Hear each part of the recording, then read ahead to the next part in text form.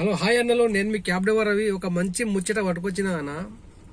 So ఏంటంటే అన్న, unity unity unity.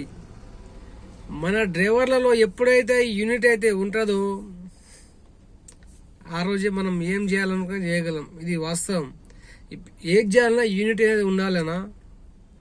సగం మంది ఎయిర్పోర్ట్లో ధర్నాలు, సగం మంది ఎక్కడికి రోడ్ల మీద ధర్నాలు, సగం మంది ఏమో క్యాబులు నడుపుకుంటున్నారు.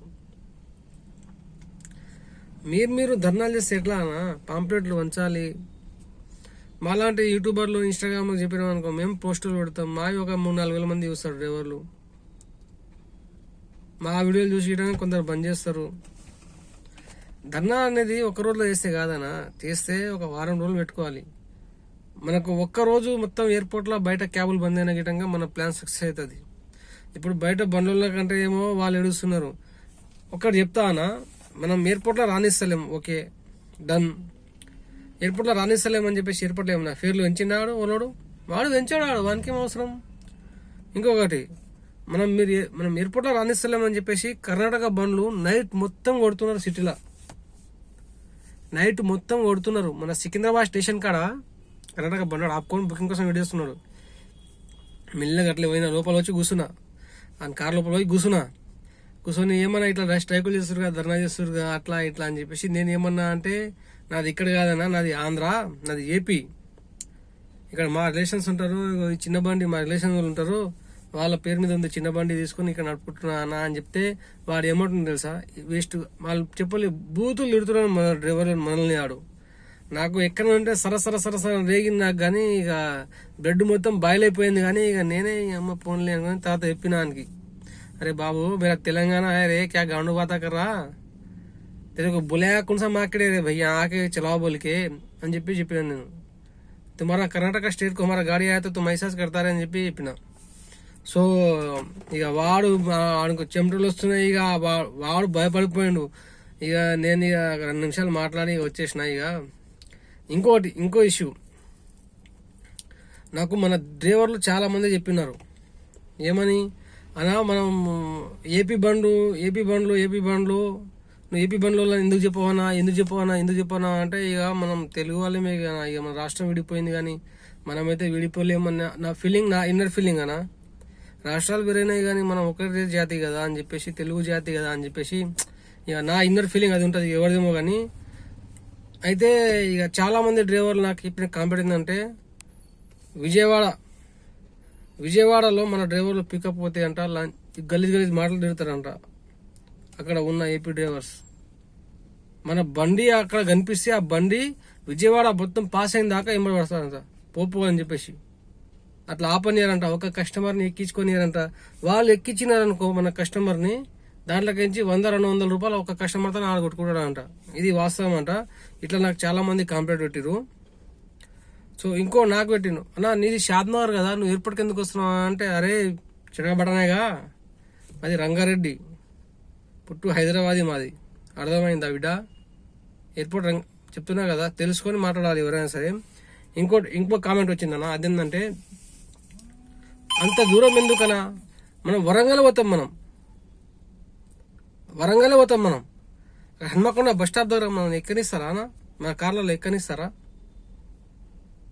ఎక్కని అది ఎవరు తిడతారు ఇష్టం వచ్చినట్టు. నేను 2 సార్లు ఉల్లి వేసుకొచ్చిన వరంగల్ పోయినప్పుడల్లా, 2 సార్లు ఉల్లి వేసుకొచ్చాను నేను. మనల్ని ఎక్కనియరన్నా వరంగల్ దగ్గర. ఇది వాస్తవం. ఇది మీకు ఎప్పుడైనా పోతే మీకు అనుభవం అయితే కానీ మీకు తెలియదు. ఎవరికైనా అట్లయితే నాకు కామెంట్ చేయండి. మన దగ్గర మనకే చక్కగా లేదన్నా, చెప్తున్నా కదా, మనకే యూనిటీ చక్కగా లేదు, మనకే చక్కగా లేదు. This is the point. ఇంకొకటి ఏంటంటే, వాడు వరంగల్ కారణతో లొల్లేసుకున్నాడు కదా, నేను ఉప్పల్లో మన వాళ్ళతో 2-3 ఉంటారులే, వాళ్ళకి చెప్పేటనా ఆ బండి ఉంటే చెప్పండి రా కలిసి అని చెప్పేసి. వాడు వస్తాడు వరంగల్కి నుంచి వేసుకొస్తాడు, ఉప్పల్ కాడ మళ్ళీ ఎక్కించుకొని, ఉప్పల్ నుంచి ఎక్కించుకొని మళ్ళీ పోతాడు వాడు. వాడిని చెప్తున్నా, నువ్వేం పీకని కారా, నువ్వు మాకు ఎక్కనియవు, నువ్వు మా కస్టమర్లను, మళ్ళీ నువ్వు వరంగల్ కాడికేం ఉప్పల్ కాడికేం పీకనికి వచ్చి ఎక్కించుకుంటావు నువ్వు. నన్ను అంత చూపించిన నా యూట్యూబ్ ఛానల్ ఉందా అంటే, ఓ మస్తు చూసినాం పప్పు అంటాడు వాడు. సో నేను అంతా బంద్ చేసుకొని ఎందుకు కూర్చున్నా అంటే, మనతోని అయితేనే మాట్లాడాలి, మనతోని కాకుండా అనుకో కింద మీద మూసుకొని కూర్చోవాలి. ఇది ఫిలాసఫీ నేను నమ్మేది. సో చాలా మంది అంటున్నారు రవీణ రవీణ రవీణ ఇట్లానా అట్లానా ఇట్లానా అట్లానా అంటున్నారు. ధర్నాలు చేద్దాం అంటే ధర్నా అనేది మనం శాంతియుతంగా చేయాలన్నా, దానికైతే నేను వస్తా. చేస్తే శాంతియుతంగా చేద్దాం. ప్రభుత్వం దృష్టికి మనం వెళ్ళాలి, ఎటువైపు ప్రభుత్వం దృష్టికి మనం వెళ్ళాలి, ప్రజల దృష్టికి మనం వెళ్ళాలి, మన బాధలు వెళ్ళాలి. అప్పుడే రియాక్ట్ అవుతుంది గవర్నమెంట్ అయినా సరే. కానీ ఇన్ని రోజులు నేను కేటీఆర్ అన్నా అని ఎందుకన్నా అంటే మనకు ఐటీకి సంబంధించింది కేటీఆర్ అన్న ఉన్నాడు కాబట్టి మన బాధలు మనం అన్నతోని మనం మంచిగా క్లోజ్ అవ్వచ్చు. మనం అన్న గురించి మనం వీలు చేస్తున్నాము, పార్టీ గురించి మనం మంచిగా క్లోజ్ అవ్వచ్చు, వాళ్ళతో మూవ్ అవ్వచ్చు, మన ప్రాబ్లం మనం సాల్వ్ చేసుకోవచ్చు, మనం మన డ్రైవర్ల సమస్య వాళ్ళకి చెప్పొచ్చు అని చెప్పేసి నేను బీఆర్ఎస్ పార్టీకి చాలా సపోర్ట్ చేస్తాను నేను. ఎందుకంటే అనుకోలే కదా ఇట్లా తారుమారైతే ఫ్రీ బస్సులు వస్తాయని చెప్పేసి అట్లా ఇట్లా అని ఎవరు అనుకోలే కదన్నా. ఫ్రీ బస్సులు వస్తాయి, ఇంకొకటి ఐటీ మొత్తం దివాలా తీస్తారు తెలంగాణ రాష్ట్రంలో అని చెప్పేసి ఎవరు అనుకోలేరు. అందుకే చెప్తున్నాను నేను, ప్రతి ఒక్క నా డ్రైవర్, మన అన్ని పార్టీల వర్గాల డ్రైవర్ అందరు ఏకం కావాలన్నా. మనము పార్టీలు ఏమైనా ఉంటే మన ఊళ్ళో, మన ఇంటికాడ, మన ఫీల్డ్లో కాదు. పార్టీలు ఏమైనా ఉంటే ఎవరు పార్టీలు లేడు ఉన్న గిట్టంగా మన ఊళ్ళో చూసుకోవాలి, మన ఇంటికాడ చూసుకోవాలి, మన కాన్స్టిట్యూషన్ చూసుకోవాలి. కానీ మనం డ్రైవర్లం ఒకసారి బండి ఎక్కినాం అనుకో అందరం ఒకటే పార్టీ, మనం డ్రైవర్ పార్టీ. ఇది గుర్తుపెట్టుకుని ప్రతి ఒక్క డ్రైవర్ అయినా నాకు కామెంట్ చేయాలన్నా. ఈ వీడియో ఎందుకంటే ప్రతి ఒక్కరు నోరు మూవించండి కన్నా. కర్ణాటక గిట్టంగా అంతే. కర్ణాటకలో వామ్మో కొడుకులు వాళ్ళను ఎట్లా తెలుసా అసలుకి నేను ఏదో ఏం చెప్తాంలే అనుకొని చెప్పాను. కానీ ఒక్కొక్కరు ఇట్లా భయపెట్టి నీకు పోతే సాలి వాడు కళ్ళ నీళ్ళు తీసుకుంటారు. ఇంకో ఇన్సిడెంట్ అనా, మొన్న ఊబర్ ఫ్లీట్ బండివాడు అనా, ఆ బండివాడు మా ఓన్ కార్ గుద్దినాడు గచ్చిబౌలి సిగ్నల్ కార్నే. అయితే నేను పోయానికి ఏం చెప్పలేను, ఆడు ఏడుస్తూనే ఉన్నాడు. ఇక నన్ను చూసి వాడు మనం అప్పుడట్లా లేకుండా మన వెంట్రుకలు అంతా ఉండే కదా, అప్పుడు నన్ను చూసి ఆడు ఏడుస్తూనే ఉన్నాడు. ఇక అన్నా నేను ఇక చూసుకోలేదన్నా, తలిగిందనా అని చెప్పేసి ఏడుస్తున్నాడు. ఇక ఆడ మేము మెకానిక్ షాప్ ఆడిపోతే ఆడ 10,000 అవుతున్నాయి, ఇంక సగం ఇరా అంటే గిట ఆడు ఇస్తలేడు. ఊబర్ ఫ్లీట్ బండి ఆడిగిటంగా మూవ్ కంపెనీ వాడు అనుకుంటా. వాళ్ళ మేనేజర్కి ఫోన్ చేసినాడు. వాళ్ళ అదృష్టం బాగుండని ఆ రోజు వాళ్ళ మేనేజర్ గాడు ఆడ రాలేడు. ఆ మ్యాటర్ కాడికి ఆ సంఘటన జరిగిన తర్వాత రాలేడు. ఆ ఊబర్ ఫ్లీట్ మేనేజర్ వచ్చుంటే మాత్రం వాని మొత్తం పలగొడుతుండే. నేను మొత్తం వాని ఎట్లా కొడుతుండే అంటే వాని కుక్కని కొడుతుండే. మీడియా ఆడికి వస్తుండే, హల్చల్ చేస్తుండే. ఎందుకంటే ఆ ఊబర్ ఫ్లీట్ వాడు ఫాల్తుగా నీకే రే గుర్తుపెట్టుకో బిడా, నీకే ఇగో పనికి మాల బుకింగ్లో మొత్తం పనికి మాల బుకింగ్లో వస్తాయి. ఒక్క బుకింగ్లో మంచిగా లేవు. 100 రూపాయలు, 120 రూపాయలు, 110 రూపాయలు అంట. ఊబర్ ఫ్లీట్ వాడా రే కొడుక. ఆ రోజు కానీ ఆడ వచ్చుంటే వాడిని బరాబర్ ఆ మేనేజర్ బరాబర్ అని కొడుతున్నా నేను. ఎందుకంటే అన్న ఈ చెత్త నా కొడుకులు వాంది ఏపీ గుంటూరు నుంచి వచ్చిండు డ్రైవరు. వానికి ఏం తీసుకొని బండి ఇచ్చినావు నువ్వు? నీ చుట్టమా, నీ పగ్గమా? లైసెన్స్ దాని మీద బండి ఇచ్చేస్తావా బై? నువ్వు అర్థం కాదు నాకు. కానీ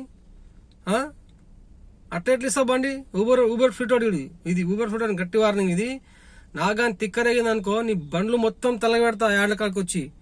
అంత మెంటల్ ఎక్కుతుంది మీ వల్ల. మీరు ఆ బుడ్డ బండ్లు తీసుకొచ్చినప్పటి నుంచి మా బిజినెస్ మొత్తం ఆగమైపోయింది, రోడ్ల మీద పడ్డాం. మీ బిజినెస్ మీరు చూసుకుంటున్నాడు. మీ తన డ్రైవర్ గా బండి తీసుకున్నాడు గిటంగా టార్చర్ చూస్తున్నాడు. ఊబర్ ఫ్లీట్ దగ్గర బండి తీసుకున్నాడు గిటంగా టార్చర్ చూస్తున్నాడు. వా డ్రైవర్ గాడు ఆడ ఏడుస్తున్నాడు తెలుసా, ఆడ ఏడుస్తున్నాడు. ఆయన కళ్ళలో నువ్వు నాకు బాధ అనిపించింది. అరే అన్నా నువ్వు పైసలు ఇవ్వకుండా బాధ లేదనా అని చెప్పేసి నేను ఆయన ముఖం చూస్తేనే ఆడ ఏడుస్తున్నాడు. ఆయన చూస్తేనే అన్నా తిండి లేదనా, మా సైడ్ తిననీకు ఉండదన్నా, దాని గురించే ఇంత దూరం వచ్చి కష్టపడుతున్నానా వాడు ఏడుస్తున్నాను. ముఖం చూసి నాకు బాధ అనిపించింది. ఇక పోరా అని చేసి పంపించేసినాం. ఎట్లా ఇన్సూరెన్స్ ఉంది క్లెయిమ్స్ ఫోన్ చెప్పేసి పంపించేసినాం. ఊబర్ ఫ్లీట్ వాడు అట్లా ఎవరికంటే ఆడు బండి ఇస్తే వాడు గుద్దేసి పరారైతే ఏంది ఇది? వాడు ఏమైనా చంపేసి ఏమైనా అఘాయితం చేసి పరారైపోతే ఏంది అది? ఎవరిని భరోసా అది? అన్ని ప్రూఫ్లు ఉన్నాయంటే అన్ని ప్రూఫ్లు ఉంటే ఏం చేస్తావాడు? ఆడు ఎక్కడో పోయి జొరుతాడు, పట్టుకుంటారా మీరు? వాని గురించి సపరేట్ గా ఇక మన మీ ఇక వాని గురించి సపరేట్ గా ఇక మీరు చేసిన పనికి ఇక మన పోలీస్ శాఖ వాళ్ళంతా వాని గురించి సపరేట్ గా ఇక టిఫిన్ కట్టుకుని వెతకాలా? వానికి ఎవరిని పడితే వాడిని బండిస్తున్నాడు ఊబర్ ఫ్లీట్ వాడు. అరే బాబు రే, ఈ ఊబర్ ఫ్లీట్ వాడు ఈలో ఒకటి కలిగినరా నాయన. ఇక మన బిజినెస్ కి పెంట పెట్టిండు ఈడే మొత్తం